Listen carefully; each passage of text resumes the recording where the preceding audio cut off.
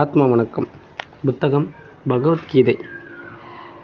பகவத்கீதையில் என்ன சொல்லியிருக்காங்க அப்படின்னா, நம்மளோட ஆத்மாவும் மனமும் பேசக்கூடிய ஒரு தன்மையை தான் அங்கே விரிவித்து சொல்லியிருக்காங்க.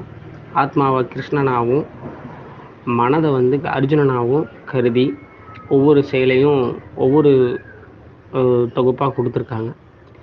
அதாவது மனம் ஆசைப்படுறது, அதாவது மனம் மனிதனின் மனம் ஆசையினாலேயும் எதிர்பார்ப்புனாலேயும் விருப்பு வெறுப்புனாலேயும் கால நேரத்தையெல்லாம் விரயம் பண்ணி செய்யக்கூடிய செயல்கள்னாலையும் ரொம்ப துன்பப்படுது. அதுக்கு என்ன காரணம் அப்படின்னா, சரியாக சிந்திக்காதது, அதாவது அறியாமையை தான் இங்கே பகவத்கீதை சொல்லுது. அந்த அறியாமை எப்படிப்பட்டது அப்படின்னா, ஒவ்வொரு மனிதனும் புரிஞ்சுக்கிறது இல்லை, இயற்கையை பற்றி